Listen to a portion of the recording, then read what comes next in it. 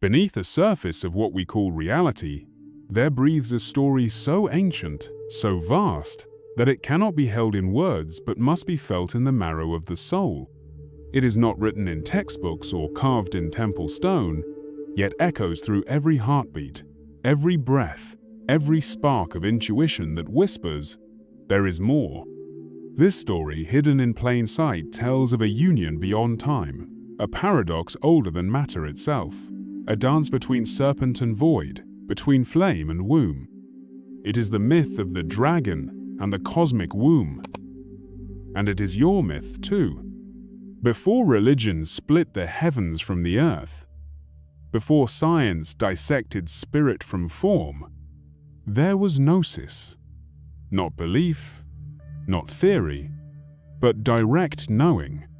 And within that knowing lived a sacred truth, encrypted in symbol, wrapped in metaphor, veiled behind fire and cloud. It told of a primal intelligence, a sentient field, the great mother, the womb of being, and entwined within her, the dragon. Not the monster of Western fairy tales, not the hoarder of gold or slayer of knights, but a primordial force, a coiling, conscious energy that shaped stars, forged galaxies, and spiraled the blueprint of life into existence. The ancients knew it. The mystics named it. The Gnostics guarded it. The dragon was not the enemy, it was the guardian of transformation, the keeper of the sacred threshold between illusion and truth. And the womb, she was not a metaphor, but the original matrix, the generative void, the unseen source from which all arises and to which all must return. This is the secret we were never meant to forget, and yet we have. Modernity has severed the thread. The dragon has been demonized. The womb has been sterilized. Creation has been reduced to chemistry, consciousness to coincidence. But in the silent spaces between breath and thought, the truth still stirs. The myth still lives. Tonight, in this moment, we reclaim it. We will not simply speak of ancient myths or esoteric symbols. We will journey into the inner architecture of the universe, into the sacred geometry of your soul. We will explore the Gnostic vision not as an intellectual relic, but as a living map, one that leads back to the source, through serpent fire and starlit gateways, into the alchemical heart of creation itself. This exploration is not just cosmic, it is intimate. For what births stars also births purpose. What coils through galaxies coils through your spine. What opens the womb of space also opens the depths of your own becoming. The dragon and the cosmic womb are not out there. They are within you, dreaming still, waiting to awaken. So, I invite you, if this stirs something ancient in your bones, if you feel the distant thunder of truth rumbling behind the veil like this video, leave your reflections in the comments. Subscribe to join us as we uncover the deeper layers of the human story and remember what was never truly lost. To understand the hidden architecture behind the myth of the dragon and the cosmic womb, we must first loosen the grip of the rational mind, step beyond the boundaries of linear history, and enter the spiral logic of the soul. In this realm, truth is not laid out in sequence, but encoded in symbol. Knowledge is not acquired, it is remembered. The Gnostics called this anamnesis, the sacred act of recollection. Not memory of events, but memory of essence, memory of our divine origins. At the heart of this sacred remembering is the Gnostic understanding of creation, not as a single divine command, but as a layered emanation, a living out breath of the ineffable source. In their cosmology, the primal unity the pleroma did not create through domination or division, but through overflowing. A radiant field of intelligence so full, so abundant, it spilled itself into form. And in that cascading brilliance, two fundamental principles emerged: the serpent of fire and the womb of silence, the dragon and the void, the active and the receptive, the seed and the matrix. This is the dual essence of all creation, not male and female as cultural constructs, but the deeper archetypal polarities they reflect: energy and space, light and dark, motion and stillness. The Gnostics did not see this as dualism in conflict, but as polarity in divine harmony. It was the tension between these forces that generated the cosmos, just as the tension between inhale and exhale animates breath, or between neuron and void births a thought. The dragon, in this light, is not a beast but a current, a living symbol of nous, the divine intellect, or Sophia, divine wisdom in motion.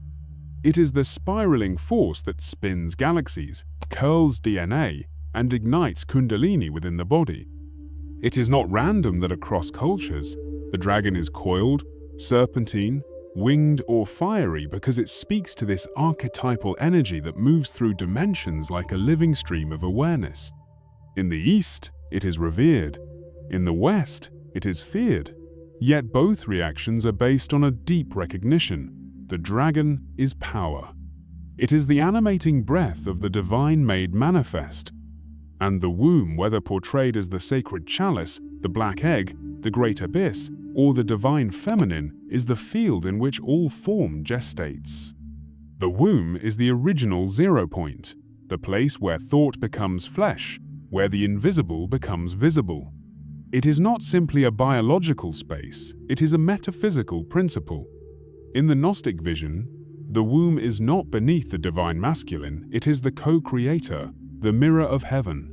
Without the womb, the seed has no vessel. Without the void, the light has no contrast. From this dynamic, all layers of reality unfold: matter and spirit, time and eternity, body and soul. The microcosm echoes the macrocosm. The human being, your body, your breath, your consciousness is a fractal of the cosmic dance between the dragon and the womb. The very structure of your spinal column mirrors the serpent. The electromagnetic field of your heart reflects the toroidal current of the universal womb. Even your dreams, your instincts, your creative urges, they rise from this ancient, sacred interplay. The tragedy is not that we lost this truth, it is that we were taught to fear it. The serpent was demonized in Eden, cast down in Revelation, severed from its divine origin. The womb was stripped of its sanctity, reduced to biology, rendered invisible by systems that could not comprehend its depth. But the symbols never died. They only sank beneath the surface, waiting for us to look again. To awaken to the Gnostic secrets of creation is not to adopt a new belief, it is to remember what your bones already know, that the dragon lives in your spine, that the womb lives in your silence, that creation is not something that happened, but something happening through you, right now. This is the deeper reality behind the veil of form. Not an abstract philosophy, but a living truth, a field you can feel when you close your eyes and breathe into your being. A field you are never separate from, only asleep within. And now, as the myth reawakens in the collective soul, we must ask, what ancient power lies dormant in our forgetting? And what new creation might emerge if we remember? Symbols speak in the language of the soul, bypassing the intellect to stir what sleeps beneath. They are not mere images, they are doors. When we trace the ancient myths of the dragon and the womb through time, we are not just collecting stories, we are decoding our inner architecture. Each myth is a cipher, each tale a buried memory. Let us begin with the serpent dragon, whose image coils endlessly through the mythologies of every continent. In Sumer, the primordial goddess Tiamat emerges as both womb and dragon, chaotic, fertile, vast. She births the gods from her watery abyss, a symbol of the undifferentiated field from which all form arises. But she is slain by Marduk, the rising masculine hero, who splits her in two to form the heavens and the earth. In that act, the ancient narrative of creation changes. No longer is creation birthed through union, but through conquest. The dragon, once divine mother, is now the chaos to be subdued. In Egypt, the serpent god Mehen coils around the solar bark of Ra, protecting the sun through the underworld. Here, the dragon is a guardian of the liminal, the passage between death and rebirth. Meanwhile, Apophis, the chaotic serpent, must be battled nightly. We see two faces of the same force, the creative coil and the devouring maw. Both aspects of the same current, one turned inward, the other outward. In Gnostic terms, this is Sophia's descent, the divine wisdom falling into the density of matter, where forgetting begins and where remembering becomes the great task of the soul. Then comes the Ouroboros, the serpent eating its own tail. No beginning, no end, just the eternal return. This ancient symbol does not only represent time or infinity, it is a map of self-generation, the essence of the cosmic womb. The dragon feeds itself, births itself, destroys and renews itself in an endless spiral. This is the rhythm of stars, of seasons, of transformation, life consuming death, death birthing life. And in the center, the silent stillness, the ungraspable womb from which all spirals outward. Even in the East, where the dragon retains its sacredness, we find these archetypes preserved. In Chinese cosmology, the dragon is a rainbringer, a sky dancer, a master of elements. It is a guardian of gateways, a bearer of wisdom. The womb, though less explicitly named, appears in the form of yin the dark, receptive, fluid principle that balances the yang of fire and motion. The Tao itself could be seen as the great cosmic womb, a generative emptiness that holds all opposites in harmony. In the West, however, the narrative shifted. Dragons became hoarders of treasure, beasts to be slain, metaphors for sin and temptation. Why? Because the dragon became the symbol of untamed knowledge of the sacred fire that no longer obeyed the hierarchies of control. To face the dragon was to face oneself. And in a world built on suppression, that was a dangerous act. And so, the dragon was cast into shadow, made monstrous. The feminine womb was veiled in silence, its creative chaos feared. But, in secret traditions, in alchemy, in the mystery schools, in the Gnostic texts whispered through centuries, these truths were never lost. Alchemy, in its essence, is a dragon myth. The mercurial serpent, coiled in the flask, undergoes transformation through fire and union with the prima materia, the black womb of undifferentiated matter. From this sacred marriage, the philosopher's stone is born. Not gold, not immortality, but integration, the return to wholeness. The dragon is not killed, it is transmuted. The womb is not sterile, it is the very crucible of becoming. In Christian esotericism, Mary is more than a mother. She is the sacred vessel, the vas hermeticum, through which spirit incarnates. The womb becomes the portal. Christ becomes the seed of divine light. Yet even this narrative has Gnostic roots where the divine feminine, Sophia, births not only worlds but the Logos itself, the organizing principle of creation. In the Valentinian texts, the cosmic Christ and the cosmic womb are not separate, they are lovers, polarities, co-creators in an eternal dance. Even the body holds these myths. The Kundalini serpent at the base of the spine, coiled and sleeping, waiting to rise.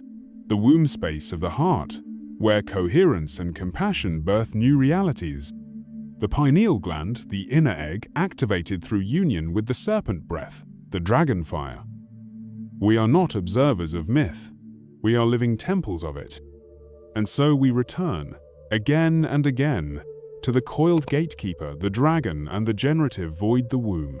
Together, they form the sacred chalice and flame, the crucible and the fire, the question and the answer.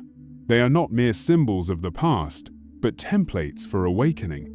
And in their union, the Gnostics saw the path to wholeness, not just for individuals, but for humanity. We are the children of that union. We carry the memory of the dragon and the womb in our bones. And as the age turns and the veil thins, those symbols call us home. If all of this remained in the realm of myth alone, it would be beautiful but inert. But the truth of the dragon and the cosmic womb does not belong only to ancient scrolls and forgotten temples. It breathes through you now, and if understood, if embodied, it becomes a compass for navigating the chaos of modern life with clarity, reverence, and power. The world today feels as though it teeters on an edge. Our institutions crumble, our inner lives unravel, the earth itself trembles. But this collapse is not the end. It is the contraction before rebirth, the descent into the womb, the coiling of the dragon. And so the question arises not, how do we survive, but what must we remember to be reborn? To live the Gnostic secret is to cease outsourcing your power. It is to realize that the creative force of the universe, the same one that births galaxies and breathes life into stars, moves through you. Not metaphorically, literally. The dragon sleeps in your spine. The womb opens in your breath. Your body is not a machine, it is a temple of cosmic processes.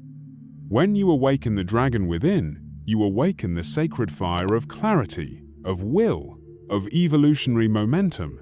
This is not aggression, it is alchemical courage. It is the willingness to face your illusions, to burn away your false identities, to rise from the ashes of your conditioning. The dragon does not burn for destruction, it burns for transformation. And when you return to the womb within the space of silence, surrender, and trust, you reconnect with your origin point. This is where intuition speaks, where presence deepens, where creation is no longer something you strive for, but something you allow. The womb is the field of becoming, and when you rest in it, you sync with life's deeper rhythms, those beyond control, beyond intellect, beyond fear. So, how does this look in the everyday? It looks like reclaiming your breath not just as oxygen, but as sacred current. It means breathing with intention, spiraling awareness through your body like a serpent tracing a forgotten path.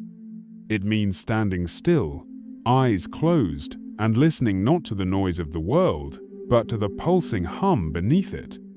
That hum is your dragon, that silence is your womb. It looks like confronting your inner dragons, not slaying them, but sitting with them, feeling the fire of your anger, your shame, your fear, and asking, what treasure have you guarded all these years? Because in every dragon lies wisdom, and in every descent into the darkness, there is gold to reclaim. It looks like honoring the feminine in all things, not in gender alone, but in essence, in slowing down, in trusting your timing, in nurturing what has not yet bloomed. It looks like protecting the sacred, even when the world no longer remembers why it was sacred to begin with. In relationship, it means recognizing that union is not about completion, it is about the dynamic dance between fire and form, between desire and devotion, between sovereignty and surrender. The Gnostic path does not ask you to flee the world, but to participate in it with awakened presence, as one who walks with both the dragon's fire and the womb's wisdom alive within them. In community, it means sharing truth not to convert, but to ignite, to speak from the seat of inner knowing, even if your words unsettle. The dragon does not whisper to keep the peace, it roars to reveal what has been hidden. And the womb does not rush to be understood, it waits until the listener is ready to receive. And in service, it means creating not from fear, not from lack, but from overflow, to build your life, your work, your art, not as a strategy, but as a sacred offering. As the Gnostics knew, creation is not a goal, it is your nature. When you remember this, you move from survival to sovereignty. This is not abstract mysticism, it is encoded into your being, into the spiral of your DNA, into the electric flow of your nervous system, into the pulsing intelligence of your heart. When you embody the dragon and the womb, you do not become something new. You become what you were before the forgetting. And perhaps that is the deepest act of rebellion in our age, not to transcend the world, but to transfigure it, to walk through fire without fear, to rest in darkness without despair, to remember, at last, that you are the bridge between spirit and matter, that your body is the altar, that your life is the ritual. The myths have returned for a reason, because now is the time. And so we arrive, not at an ending, but at a spiral where all endings are new beginnings, and every myth is a map home. The dragon and the cosmic womb were never meant to be abstract icons left to wither in forgotten texts. They were never meant to be relics of cultures long buried. They are archetypal forces, alive, radiant, waiting to be remembered not just in the mind, but in the marrow, waiting for you. For if you've come this far, something in you already remembers. Perhaps a flicker of recognition rose when you heard the name Tiamat, or when the coiling of the Ouroboros stirred something beneath your chest. Maybe you felt the fire in your spine when truth pulses through you, or the aching silence of the void when the world's noise finally quiets. These are not fantasies, these are soul signals, traces of a wisdom buried beneath millennia of forgetting.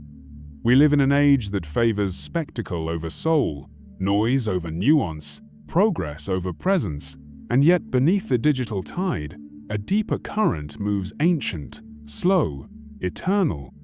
The same current that moved through the mystery schools of Egypt, through the serpent temples of Mesoamerica, through the Gnostic Gospel smuggled in clay jars, through the dreams of mystics and the songs of shamans. That current is stirring now through you. To remember the dragon is to remember your power, not power over, but power with the power to transform, to see through illusion, to rise from the ashes of your own former self. This fire does not consume, it illuminates. It does not seek conquest, it seeks coherence. To return to the cosmic womb is to return to the sacred silence that births all creation. It is the place before story, before identity, before the fracture. It is the uncarved block, the fertile blackness, the open field of infinite potential, and in that stillness, you are not lost. You are held. In that silence, you are not alone. You are home. This is not the time for blind belief or borrowed truths. It is the time for direct communion, for mystical, embodied gnosis. Not because it is fashionable, but because the world is starving for it. Starving for meaning, starving for depth, starving for a return to the real. And so I ask you, as one seeker to another, what would your life look like if you moved from that place of inner knowing?